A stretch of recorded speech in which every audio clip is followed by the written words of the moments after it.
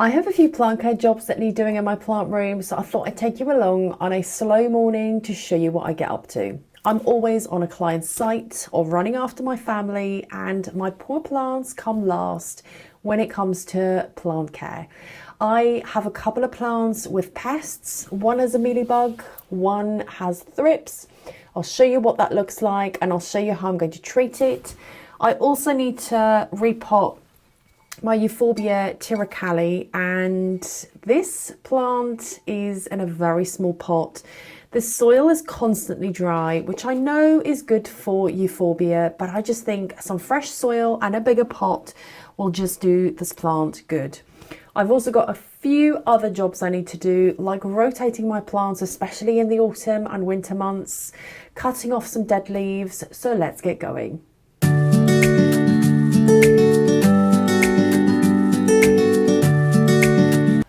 I'm currently propagating this beautiful ficus. Let me just take it out of the water before I spill everything everywhere. But I rescued this ficus a couple of years ago from someone who was moving to the US from the UK. It has grown loads since I've had it. I repotted it when it came into my plant room, and it's just recently started to droop a little bit. It started to veer towards the window looking for more light. The leaves are starting to curl in, and I thought I would give it a chop. So I've cut it. Gosh, it's hitting the ceiling and it's now in water. I have, however, spotted some mealybugs on this plant, and I'll give you a bit of a close-up of what it looks like. I've just seen, there we go. Let me show you if you can see this close-up of mealybugs. The white, fluffy cotton balls. The best way I can describe it on the leaf, underside of the leaf. These pests are so quick to spread. This plant is isolated, it's not in my plant room, so I need to get it back out very quickly, but I'm going to show you how I treat it. Let me pop it back in the water so that I've got my hands free, and I will show you what I use. Oh gosh, it's not really standing up now. It used to lean against the wall. Let me just hold this plant up and I'll show you what I use. I have put some 100% alcohol in a little bottle like this. It's just a little bit more manageable, I find. And I also use a cotton bud. And all I do, this plant's going to topple, isn't it? I used to have it against the wall downstairs, but it's now toppling. I need to hold it. All I do is, can you hear that tapping? I hope you can. It's not just me going mad. I have a bird that has nested in the top of my roof on my plant room, and it's just tapping. I don't know what it's doing. I perhaps need to go and look into that after this video, but if you hear the tapping, that's just a little bird that is nesting in the roof. Hope it's just one. Well, it won't be one, will it, if it's a nest? More will come out. Anyway, that's a job for after this. So I use my 100% alcohol for mealybugs. I use a cotton bud, and I simply, this is not standing up. There we go. I simply dip the cotton bud and just give that mealybug a wipe away. Always check the underside of leaves as well, because they are really good. There's one at the top. And always make sure that you wash your hands afterwards. It is quite satisfying. I'm just going to lean that plant to one side a little bit, and that gives me a chance to have a look on the underside of the leaves just to treat it. I can't remember where I saw the mealybugs underneath the leaf. It was definitely, oh there, I definitely showed you, so I know it's there. So very similar. Actually, let me use a clean cotton bud. I'm going to use a clean cotton bud. I know it's the same pest, but I still like to use a clean cotton bud and just give that a really good, I'm going to move closer so you can see me do that. So just dip it into the alcohol and just wipe away that mealybug. Oh, this leaf was completely curled in. So I'm going to dip it again and just give that a really good wipe over, all over. I guess if you want to use something bigger, like a cotton ball, that would work as well. You'll cover a bigger surface doing that. But I want to make sure that this plant is pest free as I put it into some fresh soil once the roots have grown. Can you see, oh gosh, underneath right here. I'm just going to treat that there as well and make sure all of those mealybugs are removed, because they do spread super quickly. Especially check the grooves of your plant and make sure that they are all gone for this week. It's so important to remember that if you have mealybugs, it's not just a one-off treatment. You have to treat until you are sure that the mealybugs are all gone, because they will keep coming and they are so hardy as a pest. I currently treat this one once a week. Although if I see mealybugs before that week is over, then I will treat it. So it just depends how quickly they reappear. So I've checked all of the underside of leaves. I've also found this plant kind of quite susceptible to thrips as well. But at the moment, it's only got mealybugs, and quite happy just to treat, just to make sure that they are all gone as I plant this plant up after the roots have grown. I'm off to wash my hands now, isolate this plant downstairs, and then I'll show you what thrips look like on my Monstera adansonii and how I'm going to treat it. This is my Monstera adansonii, and it's not in my plant room. It's in a spare room where I don't always go into, and I popped in last week and noticed that this lovely plant has thrips. Thrips are so common, and if you have houseplants, if you're new to plants, you will at some point experience some form of pest. Thrips are very common, mealybugs can be very common, and I always, before I carry on with this, I'll just explain my feeling about pests. I always used to feel so disheartened when I saw pests on my plants, but then I figured that we're bringing nature into our space, and it's just very normal to have some form of pest at some point when we have these plants in our space. As long as we catch it quickly, as long as we know what we're looking for, we can treat it. They'll go away, but they might come back again. So don't feel disheartened, and always ask the question if you're not sure what it is on your plant, how to treat it. Always ask. There are some great plant communities out there that are really helpful, or always ask me. I'm more than happy to help. So back to my Monstera adansonii. This beautiful plant I've had for so many years, but I have cut and propagated it so many times, and that's why it's not so big. It has also had thrips in the past twice, which I've treated, and now it has come back. I'll show you what thrips look like. This was the first leaf that I spotted, and then I just knew it's thrips. The leaf has gone a little bit of a silvery colour. There's brown, looks like brown spots on it, and it's especially underneath. So I hope you can see that okay. I should be able to give you a bit of a close-up as well, just to show you what the thrip damage looks like. It could also have some black spots underneath, and that's the thrip poop. They suck all of the goodness out of the plant, and the black spots will be the thrip poop that they leave behind on the plants. To always check top and bottom part of leaves, and they spread super quickly as well. So I'm going to treat this plant, show you how I do it, and then I'm going to get it back out of my plant room just to prevent any spread from happening. So in this bottle, I have some horticultural soap.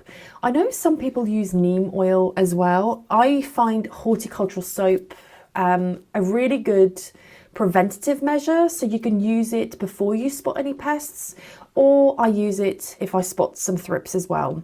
Of course, this is a first treatment. If you have severe pest infestations, there are some other things that you can use, like nematodes, that you can use on your plants as well.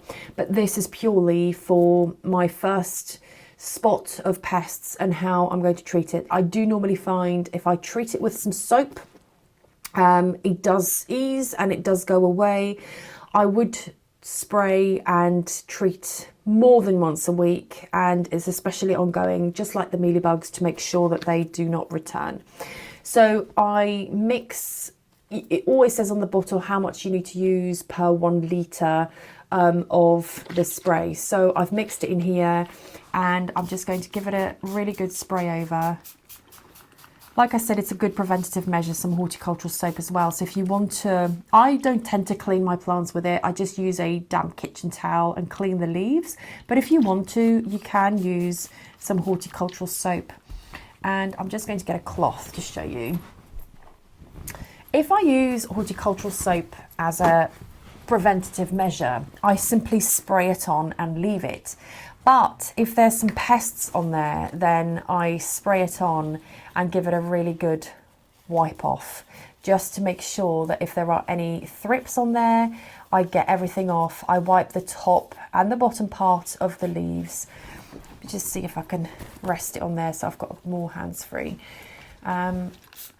Give that a really good spray, top and bottom. It does drip a bit, so just make sure if you want to protect your floor, use a bin bag or something similar. I just give that a really good wipe over. That knocking. I wonder if he can hear me, and he's probably knocking to say I'm here. Yeah, that's quite a lot of thrip damage. In severe cases where there's a lot of thrip damage, I would cut the damaged leaf off. And I will now keep this in a spot away from my other plants, but in a spot where I can see this plant quite regularly, just to make sure that I keep on top of it, because I'd hate for this plant to die and for the thrips to take over. So I'm just going to continue to spray top and bottom parts, give it a really good wipe off, and pop it in a spot where I can treat it again in a few days' time. I also find if it's so severe, I might just repot the whole plant, clean off the stems, clean off the roots and start all over with it. But I think this is manageable. I think we can save this plant, and I'll give it another spray over in a few days' time, and hopefully the thrips will be all gone in no time.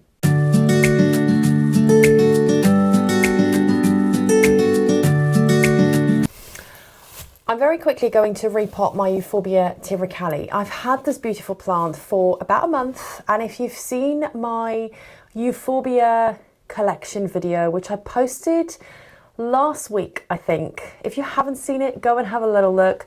This is a new Euphorbia that I added to my collection. I love Euphorbia plants, and I want to make sure that this has the best soil and the best pot to make it grow even bigger.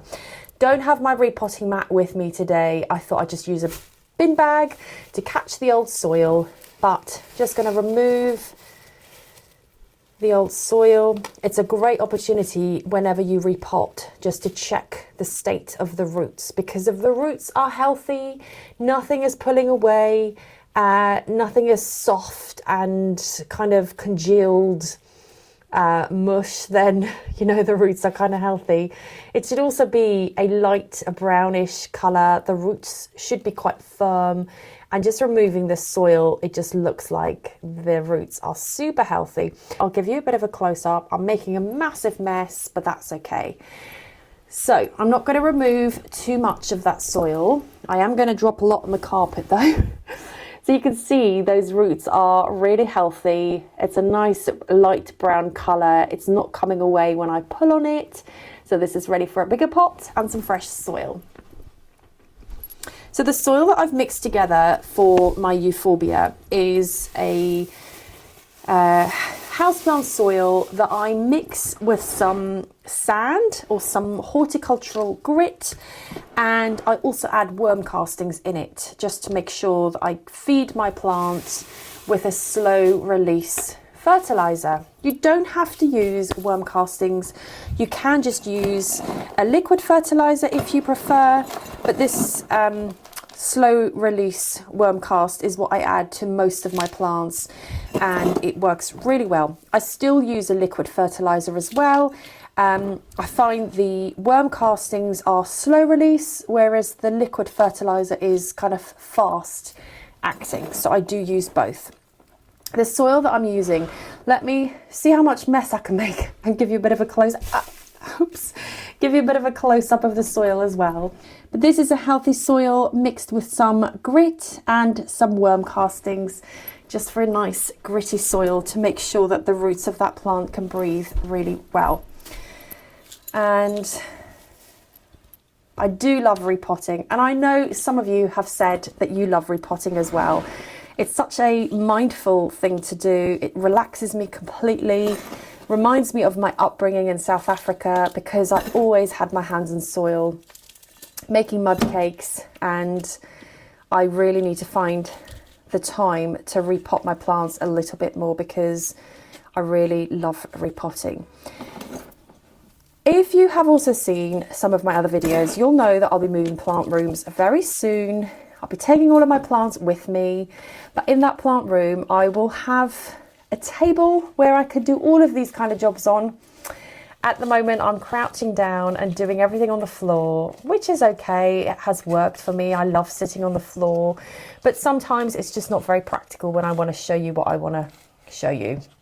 So I just think being on a table, being a little bit higher up so that you can see a little bit better, which would be great. It will also save my back, because if I'm on the floor too long trying to get everything done that I need to get done, it does take its toll on my back a little bit. But I'm not complaining. I'm really grateful for the plant room that I have, and I cannot wait to show you my new plant room that's coming up. And there we go.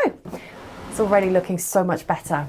Loving how bigger it looks already, in a bigger pot, in some fresh soil. I'm going to pop it in a bright spot and give it a drink with a liquid fertiliser, probably tomorrow. I'll let it settle in for today and for tonight and give it a drink tomorrow. Let me clear up, and then I will take you through some of the other jobs that I have to do in my plant room.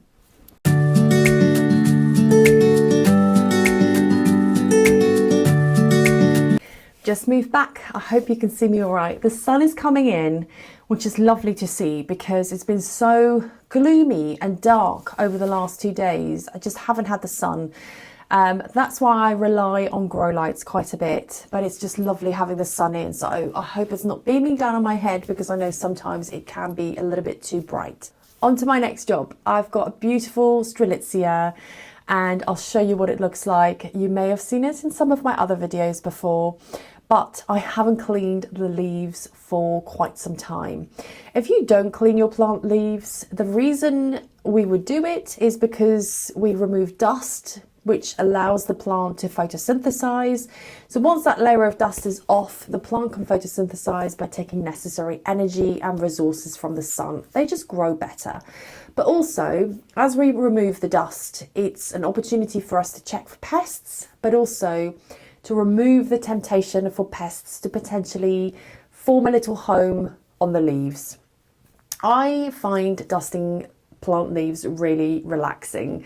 I know some people find it a chore, and I know some of you don't wipe your leaves at all. There's no judgment here, but let me know if you do wipe your plant leaves, or if you don't, let me know in the comments what you do.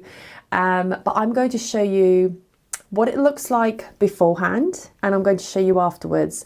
I only use a simple kitchen towel like this. I also sometimes use a microfiber glove or a microfiber cloth, which works really, really well as well.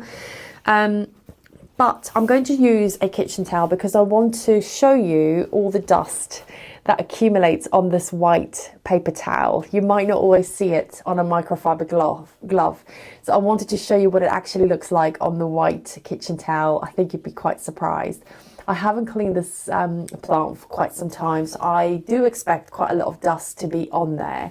And normally I just use some plain water. I don't tend to use a leaf spray or anything like that. I just use plain water on a kitchen towel, and for me personally, it does the job. But again, let me know what you do. If you use a leaf shine, do you use just water with a cloth, or don't do it at all? Let me know.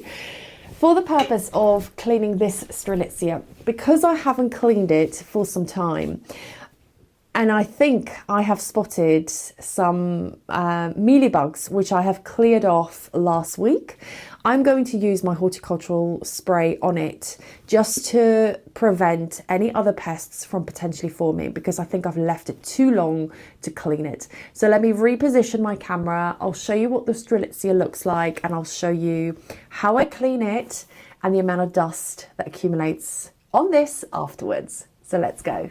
I think this is the best angle for me, and I hope you can see me okay. I'm just going to use my horticultural soap and just spray the top and the bottom part of the leaves. Normally, if I use horticultural soap, I will just kind of leave it and use it as a preventative measure. But because I haven't cleaned this plant for quite some time, I want to give the leaves a wipe. So I'll show you what it looks like afterwards, because it is quite incredible the amount of dust that can be accumulating on these leaves without us sometimes even realizing it. I'm sorry if you can't see me all right, but I will show you afterwards. Oh my gosh, it's so dirty. I'll show you what it looks like afterwards. It's so satisfying to do, and I do feel really bad not always getting to my plants and cleaning these leaves. It just looks so much better afterwards. And I do find it such a relaxing activity to do. I'm going to come around here, and I hope you still see me okay. Or maybe not, I might be out of camera shot, but I'm just cleaning the top and the bottom parts. Also clean the stems, because mealybugs can accumulate on the stems. I'm going to go back here now. I definitely need a bigger space. As much as I love my plant room, I definitely need a bigger space to move around a little bit more, but also to get some new plants for sure.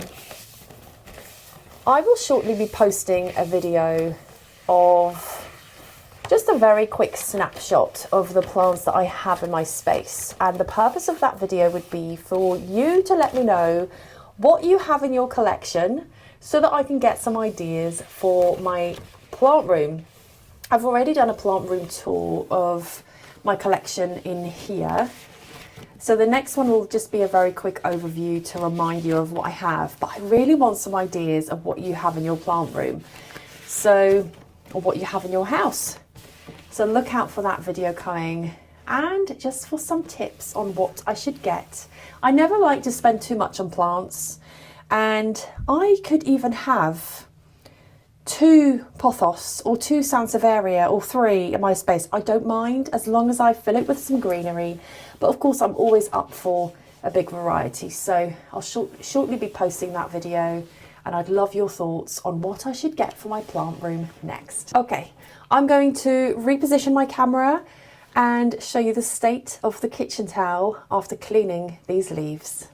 I'm back, and I hope you can see me all right from this angle. So I've just cleaned my Strelitzia. I do need to do a couple more leaves underneath, but I just want to show you the state of this kitchen towel.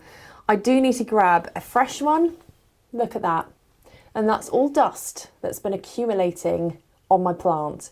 I'm going to grab a few fresh ones and just go over it again, because it's just covered in dust, which I'm a little bit shameful of, but I'm glad that I could show you why we need to clean our plant leaves. And try it. If you're not doing it, give it a try.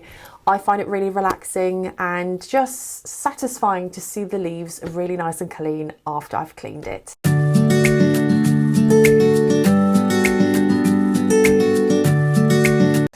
Another thing that I like spending a bit of time doing, but it's so easy to forget, is to check for water in decorative pots, especially plants like calathea, begonia, peace lily that perhaps need a little bit more water.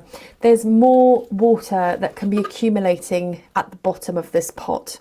So there's only a tiny little droplet of water in this lovely plant, so nothing really to be worried about. But if there was a lot of water that accumulates, and if that plant sits on there too frequently and for too long, it will just rot the roots of my plant. So I do like just going around and just checking the bottom of the pots and just getting rid. Luckily for me, I'm an underwaterer. If you've seen my videos before, you'll know that ow, my euphorbia. I've just pricked myself on my beautiful euphorbia. Great opportunity to show it off to you, but I need to move it because it needs more light as well. Anyway, I am naturally an underwaterer because I've got so many plants. I've learned to underwater them, and I've learned to look out for the signs so that they can tell me when they need a drink, which is great because it means I don't typically have this problem of water in decorative pots. I still need to check though, because this plant is sitting in water. I'm just going to pop that in there. Oh, that actually fits that pot. I didn't think it would. That's a beautiful pot as well. So I'm just going to pop that there. Can you see that? I hope you can. Let me get something to pour this out to show you what I mean.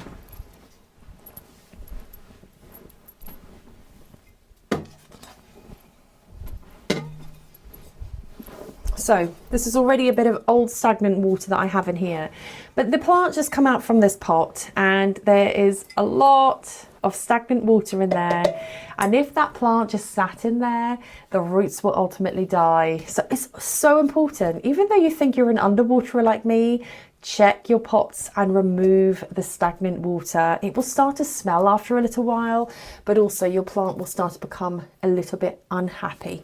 I'm just going to check this beautiful begonia.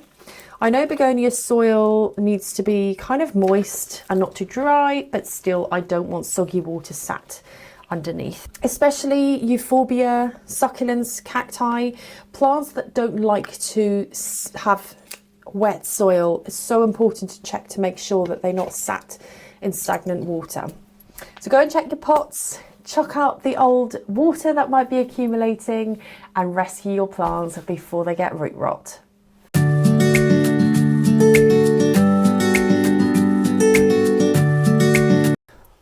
One of the things that I also do regularly is just to rotate my plants to make sure the plant gets adequate light all round.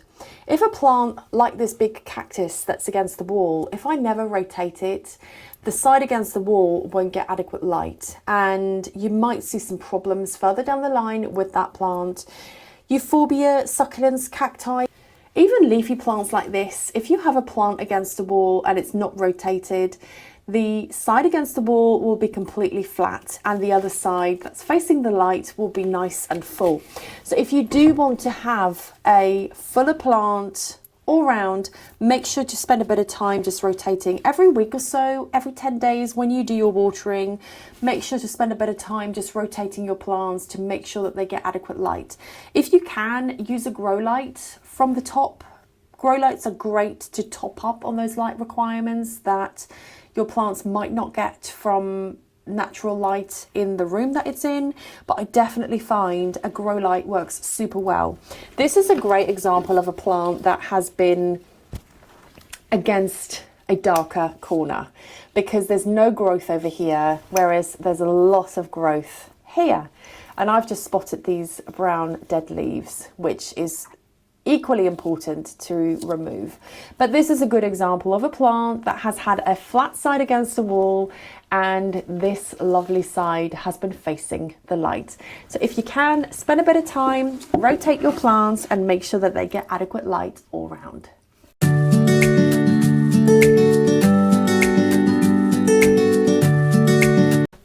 So I'm just going to carry on with a couple of these jobs to have a bit of a slower morning. It's lovely to have some time at home and spend a bit of time in my plant room and just checking for all of these signs like pests, removing dead leaves. And that's another one because I've just spotted these dead leaves on here. Let me just show you what I mean. There's some dead leaves on here. It's really important to remove some of the dead leaves, because you don't want the energy of the plant to go on the dead leaves. You want the energy of the plant to go on the healthy part of the plant.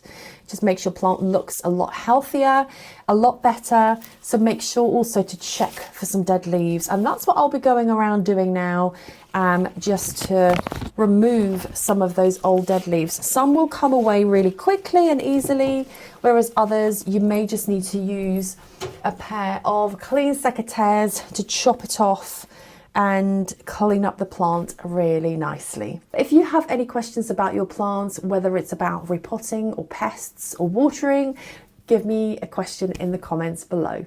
Thank you so much for watching. I will see you next time. Bye.